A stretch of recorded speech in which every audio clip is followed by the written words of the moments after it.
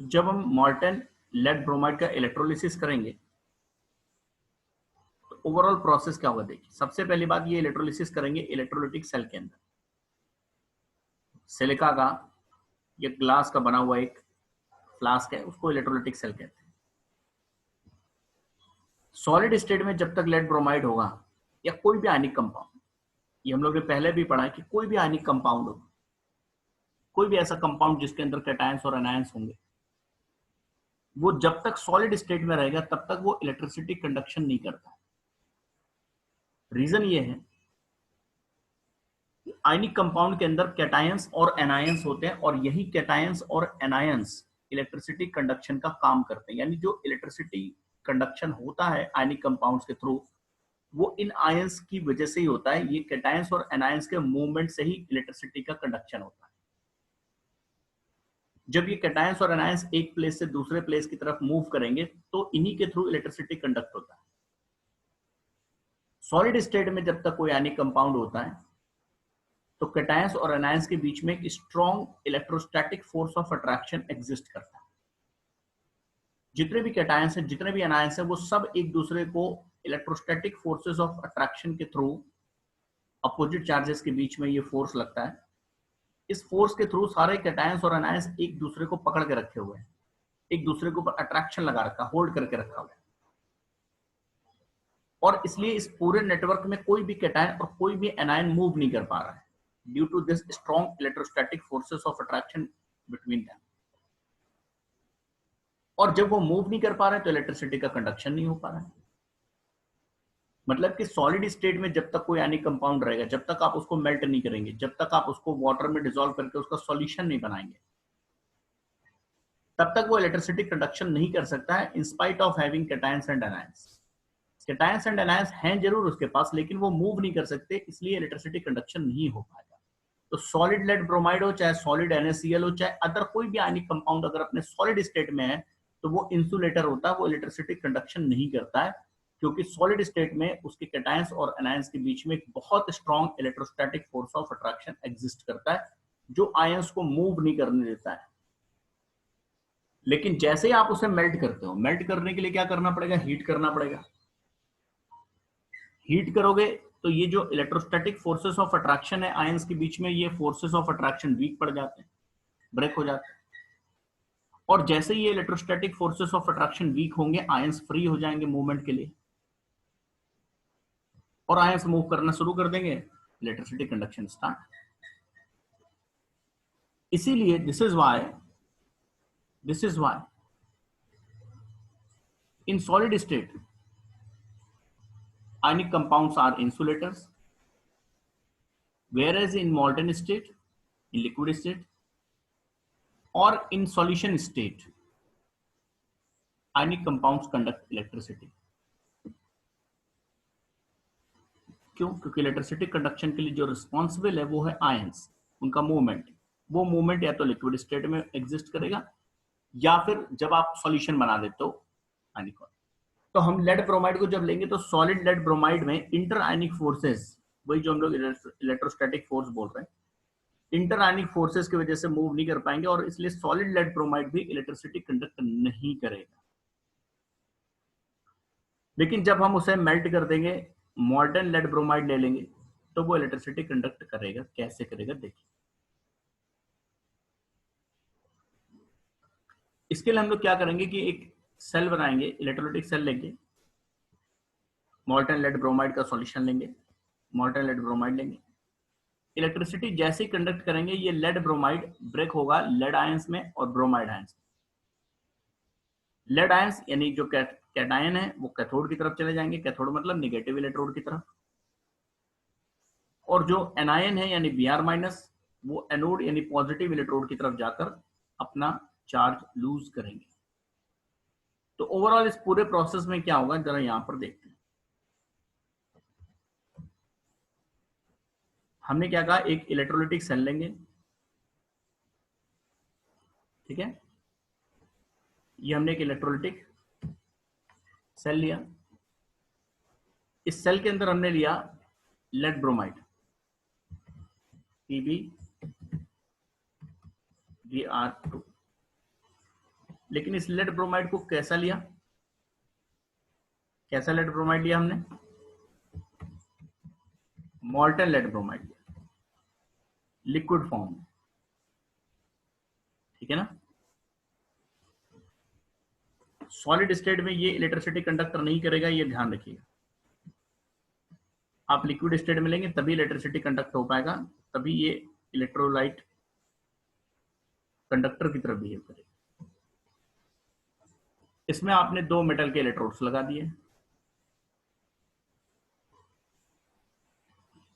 ये हो गया आपके पास कैथोड और ये हो गया आपके पास एनोड। ये कैथोड और एनोड आपने लगा दिया और इनको किसके साथ कनेक्ट कर दिया, एक बैटरी के साथ। एक बैटरी के प्लस माइनस टर्मिनल्स आपके पास थे, उनके साथ कनेक्ट कर दिया। ये मान लो पॉजिटिव टर्मिनल था और इधर मान लीजिए नेगेटिव टर्मिनल था, इनके साथ आपने कनेक्शन दे दिया। पॉजिटिव टर्मिनल के साथ इसको कनेक्ट किया, ये हो गया आपका पॉजिटिव इलेक्ट्रोड, ऐसे, ठीक। नेगेटिव टर्मिनल के साथ जिसको कनेक्ट किया, ये नेगेटिव इलेक्ट्रोड हो गया, जिसको हम लोग यहां पर क्या कहेंगे, कैथोड, ठीक है। ये हो गया, मतलब जिसको पॉजिटिव टर्मिनल से कनेक्ट किया वो पॉजिटिव इलेक्ट्रोड हो गया। इसी पॉजिटिव इलेक्ट्रोड का नाम होता है एनोड। पॉजिटिव की तरफ कौन आएगा, निगेटिवली चार्ज आयन यानी एनायन, उसी से इसका नाम बना है एनोड। ये पॉजिटिव इलेक्ट्रोड हो गया। यहां तो किसी को डाउट है,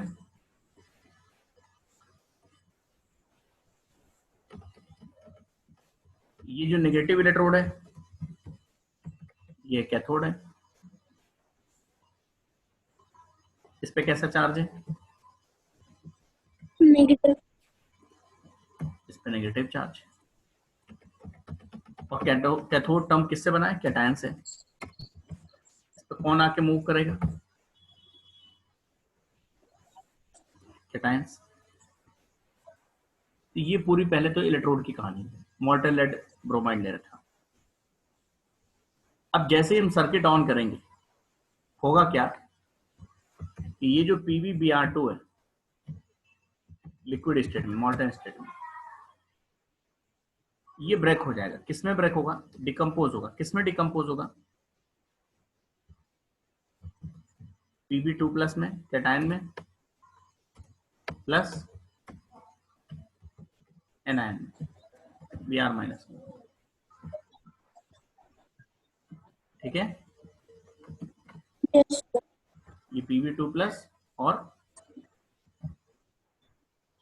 Br- में ये ब्रेक हो जाएगा लाइक दिस। यहां तक डाउट कोई, यहां तक किसी को कोई प्रॉब्लम। नहीं सर, इलेक्ट्रिसिटी पास करेंगे, जो हमारा इलेक्ट्रोलाइट है यानी लेड ब्रोमाइड, वो इस तरह से ब्रेक हो जाएगा। अब इसमें से कौन कहां गया, सर इसमें से पीबी एनोड की तरफ जाएगा और कैथोड पे बीआर कौन पहुंचा, कैथोड पे कौन पहुंचा, कैटायन। कैटायन मतलब, कैटायन मतलब Pb2+, ठीक है ना। कैथोड पे पहुंचा हमारा Pb2+। उसने क्या किया, क्योंकि पॉजिटिवली चार्ज है, उसने इलेक्ट्रॉन गेन किए और Pb न्यूट्रल सॉलिड एटम बना लिया लेड। ये मिला आपको कैथोड। फिर से मैं बताता रहा हूँ, Pb2+ जो कैटायन था वो पहुंचा कैथोड पे, वहां पर उसने इलेक्ट्रॉन गेन किया और डिस्चार्ज हो गया। डिस्चार्ज होने का मतलब अपना पॉजिटिव चार्ज उसने न्यूट्रलाइज कर लिया, ठीक है। यस सर, ये उसने कर लिया। एनोड पे क्या हुआ, कौन पहुंचा, Br. एनोड पे कौन पहुंचा? Br माइनस, और उस Br माइनस में 2Br माइनस मान लेते हैं। कैसा चार्ज था Br माइनस के ऊपर? माइनस चार्ज था। इन्होंने इलेक्ट्रॉन लूज करके, इलेक्ट्रॉन रिलीज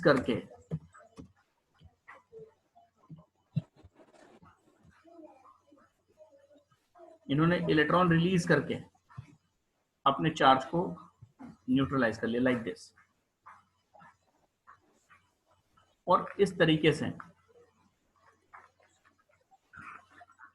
से आपको प्रोडक्ट मिल गया। तो लेड ब्रोमाइड के इलेक्ट्रोलिसिस में कैथोड पे क्या मिला? बोलिए। लेड. कैथोड पे मिला लेड, और एनोड पे क्या मिला? Bromine, bromine. या कह लो Br2। ब्रोमीन कह लो, या और अच्छा हम कहेंगे तो हम कह सकते हैं Br2 मिला। ठीक है? यस. तो मैं थोड़ा ऐसे बना देता हूँ। एक्चुअली ब्रोमीन का जो एक्चुअल में फॉर्मूला है, जैसे ऑक्सीजन कहते हैं भले O है, लेकिन मॉलिक्यूलर स्टेट उसका O2 है। O की स्टेट में ऑक्सीजन नहीं मिलता है। ऐसे Br कुछ नहीं होता है, Br2 उसका मॉलिक्यूलर स्टेट है, Br2। ये मिल गया आपको। ये पूरे लेड ब्रोमाइड का इलेक्ट्रोलिसिस है। जब आप इलेक्ट्रोलिसिस करेंगे लेड ब्रोमाइड का, तो आपको इस तरह से प्रोडक्ट मिलेगा। क्लियर हो गया? एग्जाम में जो आएगा वो आपको प्रोडक्ट से मतलब है, और पूरा प्रोसेस कैसे हुआ, कौन कैथोड पे गया, कौन एनोड पे गया, पूरा प्रोसेस क्या हुआ, ये आपको समझना। क्लियर हो गया? प्रोडक्ट क्या मिला है PbBr2 में, इसके इलेक्ट्रोलिसिस में? कैथोड पे लेड, कैसे? Pb2+ के डिस्चार्ज होने से, और एनोड पे क्या? ब्रोमीन Br माइनस के डिस्चार्ज होने से। डिस्चार्ज होने का मतलब है इलेक्ट्रॉन लूज करने से। ये पूरा इलेक्ट्रोलिसिस है मॉल्टन लेड ब्रोमाइड का। क्लियर? Yes sir. अब नेक्स्ट आते हैं electrolysis of acid diluted water या dilute sulphuric acid. Acid diluted water का मतलब होता है वाटर में थोड़ा सा डाइल्यूट करने के लिए थोड़ा सा लिटिल अमाउंट में सल्फ्यूरिक एसिड मिला देंगे और फिर इलेक्ट्रोलिसिस करेंगे। यानी बेसिकली हम इलेक्ट्रोलिसिस कर रहे हैं वाटर का, लेकिन क्योंकि जो प्योर वाटर होता है वो बहुत अच्छा कंडक्टर नहीं होता है। प्योर वाटर में इलेक्ट्रिसिटी कंडक्शन नहीं होता है, तो उसकी कंडक्टिविटी को इंप्रूव करने के लिए, थोड़ी सी बेटर करने के लिए उसमें लिटिल अमाउंट में एसिड मिला देते हैं, और इसी वाटर को हम कहते हैं एसिडिफाइड वाटर या एसिड डाइल्यूटेड वाटर। तो इसका हम लोग इलेक्ट्रोलिसिस करेंगे। ठीक है? इस इलेक्ट्रोलिसिस में क्या प्रोडक्ट मिलेगा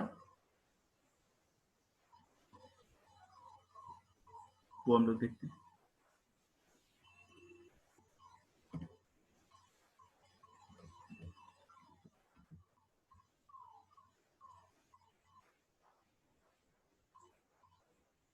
देखिए, अब यहां हम लोग इलेक्ट्रोलिसिस कर रहे हैं एसिड डाइल्यूटेड वाटर का, या सिंपली सोचो वाटर का जिसमें हमने थोड़ा सा सल्फ्यूरिक एसिड मिला रखा। तो इसका मतलब जो हम अब यहां पर जो हम इलेक्ट्रोलिसिस कर रहे हैं वो कर रहे हैं वाटर का। जहां पर हमने इलेक्ट्रोलिसिस में ले रखा है वाटर, और उसमें थोड़ा सा मिला रखा है हमने उसकी कंडक्टिविटी को इंप्रूव करने के लिए acid H2SO4। This is acid diluted water या एसिडिफाइड वाटर। एसिडिफाइड वाटर का मतलब वाटर जिसमें थोड़ा सा आपने क्या मिला रखा हो? एसिड मिला रखा हो। क्यों मिला रखा हो? उसकी कंडक्टिविटी को इंप्रूव करने के लिए। तो मॉल्टन PbBr2 की जगह अब हम इसका इलेक्ट्रोलिसिस कर रहे हैं। क्लियर हो गया?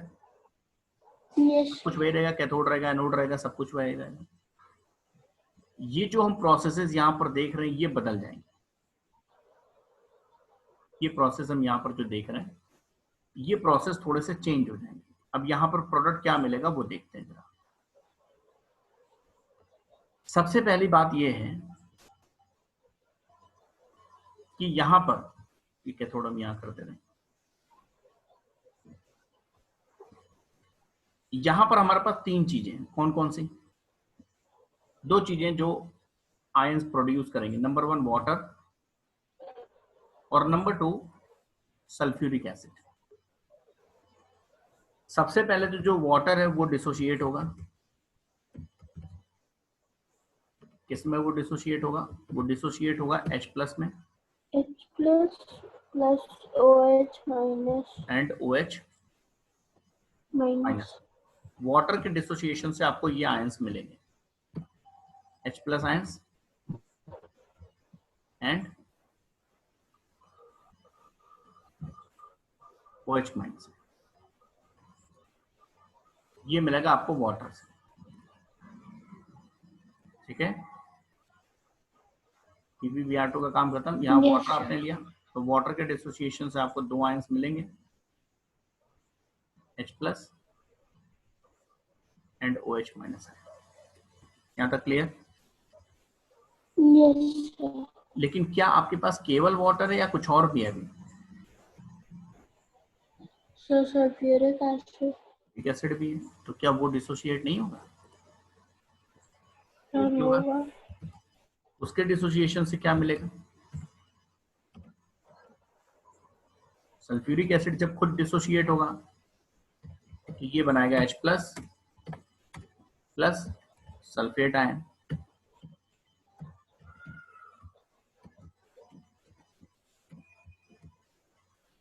सल्फ्यूरिक एसिड देगा H+ एंड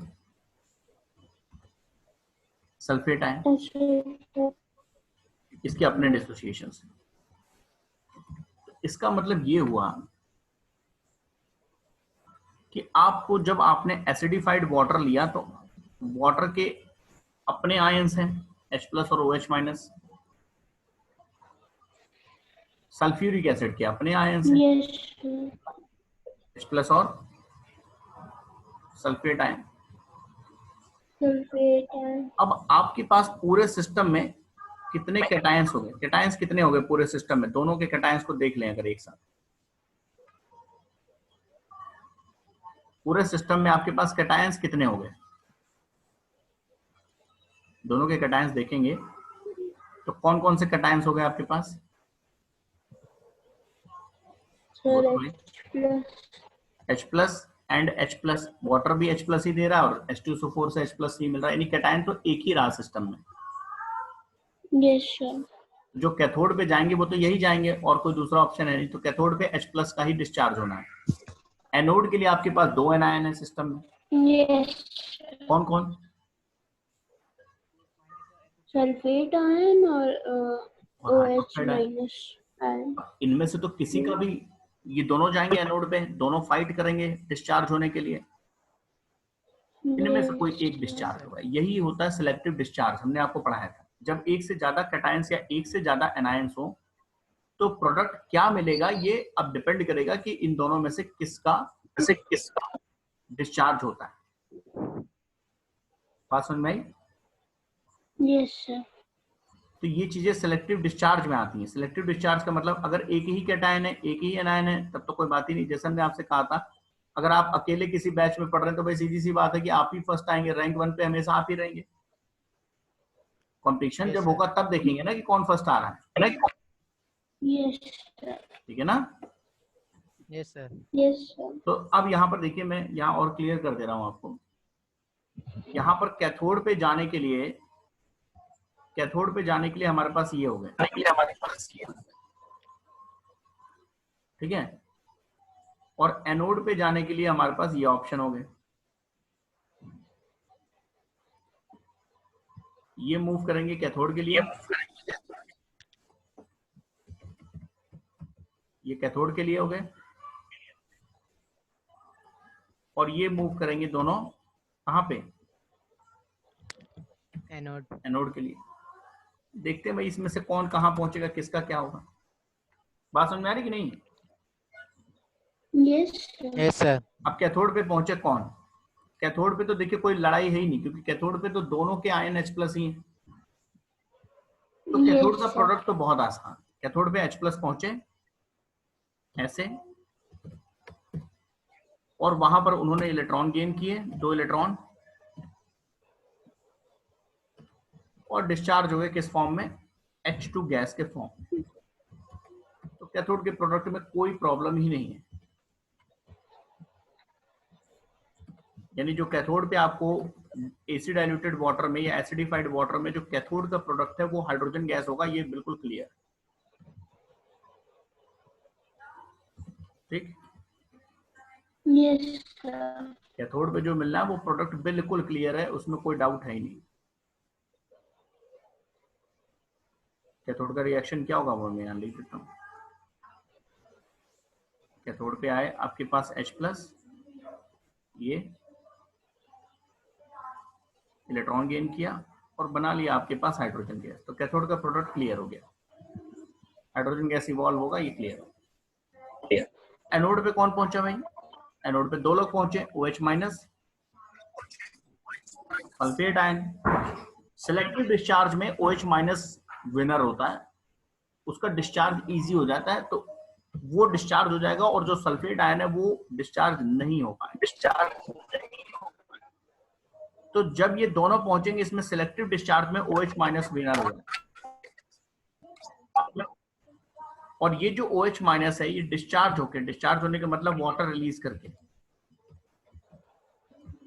H2O बनाता है, प्लस ऑक्सीजन गैस लिबरेट। ये प्रोसेस होता है यहाँ OH- का जब डिस्चार्ज होगा, सेलेक्टिव डिस्चार्ज, तो एनोड पे जो आपको प्रोडक्ट मिलेगा वो मिलेगा oxygen gas. Clear? Yes sir. इस प्रोसेस के थ्रू ये प्रोसेस आता है एनोड, ये प्रोसेस होता है।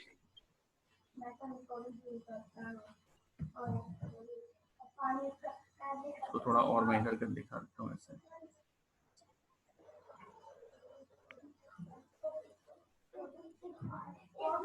ये आपको मिल गया, ठीक है। Yes sir. तो फाइनली प्रोडक्ट क्या मिले, फाइनली बात करेंगे तो क्या क्या मिला।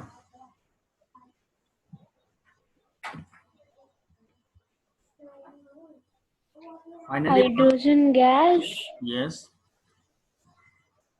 Hydrogen gas at cathode and oxygen gas at anode. Anode, बस यही प्रोडक्ट है। Yes sir. Gas at cathode and oxygen gas at anode. ये प्रोडक्ट है electrolysis of acid diluted water में। जब भी हम वाटर का डाइल्यूशन करेंगे, एसिड डाइल्यूटेड वाटर मतलब उसमें एसिड मिला के, तो ये प्रोडक्ट है, यही मिलेगा। ठीक है, यस सर। इस प्रोसेस के थ्रू मिलेगा, इस प्रोसेस के थ्रू मिलेगा, ये पूरा वो प्रोसेस है। ये है electrolysis of acidified water. Clear हो गया? लेकिन देखिए यहाँ पर कंपटीशन रहेगा, आपको डिसाइड करना पड़ेगा एनोड के लिए और कैथोड के लिए क्या प्रोडक्ट मिलेगा। ये है electrolysis of acid diluted water. तो 1 बाय 1 ऐसे हमको सारा इलेक्ट्रोलिसिस डिस्कस करने किसमें क्या प्रोडक्ट मिलेगा। नेक्स्ट प्रोडक्ट याद रखिएगा, क्योंकि 1 मार्क्स के लिए जो क्वेश्चन आता है उसमें सीधे प्रोडक्ट पूछेंगे कि एसिडिफाइड वाटर में इलेक्ट्रोलिसिस में कैथोड पे क्या मिलना है, एनोड पे क्या मिलना है। तो डायरेक्ट प्रोडक्ट की बात जहां तक 1 मार्क्स के लिए करेंगे, कैथोड पे हाइड्रोजन, एनोड पे ऑक्सीजन। नाउ ये हर मतलब वाटर में जब मतलब कोई भी एसिड मिलाए आउटपुट यही आएगा, या फिर केवल सल्फ्यूरिक एसिड में? ये सेम आएगा, लेकिन जनरली जो हम लोग मिलाते हैं वो सल्फ्यूरिक एसिड मिलाते हैं, HNO3 या HCl ये नहीं मिलाते हम लोग। जनरली जो हम लोग करते हैं वो सल्फ्यूरिक एसिड के थ्रू ही एसिडिफाई करते हैं। ठीक है, okay sir. Yes sir. Next है आपका electrolysis of aqueous copper sulphate using copper electrodes. Copper sulphate का हम इलेक्ट्रोलिसिस कर रहे हैं कॉपर इलेक्ट्रोड्स यूज करके। और दूसरा हमारे पास है कॉपर सल्फेट का हम इलेक्ट्रोलिसिस करेंगे बट इनर्ट इलेक्ट्रोड को यूज करके। इनर्ट इलेक्ट्रोड मतलब प्लैटिनम के इलेक्ट्रोड्स को यूज करके। इसका प्रोडक्ट अलग है और कॉपर सल्फेट का एक्वा सॉल्यूशन लेंगे, उसका इलेक्ट्रोलिसिस करेंगे बट कॉपर के ही इलेक्ट्रोड्स यूज करेंगे, इनके प्रोडक्ट अलग। दो केसेस हमारे पास आते हैं, electrolysis of aqueous copper sulphate using copper electrodes and electrolysis of aqueous copper sulphate using platinum electrodes या inert electrodes. Aqueous copper sulphate का इलेक्ट्रोलिसिस करेंगे जिसमें इनर्ट मटेरियल यानी प्लैटिनम के इलेक्ट्रोड्स यूज करेंगे, कैथोड प्लैटिनम का, एनोड प्लैटिनम का। और एक केस होता है कॉपर सल्फेट के एक्वस सॉल्यूशन, वाटर के अंदर सॉल्यूशन बनाएंगे, उसका इलेक्ट्रोलिसिस करेंगे लेकिन कैथोड और एनोड दोनों कॉपर के लेंगे। इन दोनों ही केसेस में प्रोडक्ट्स में थोड़ा सा डिफरेंस है, ठीक है। Yes sir. प्रोडक्ट क्या मिलेगा ये हम लोग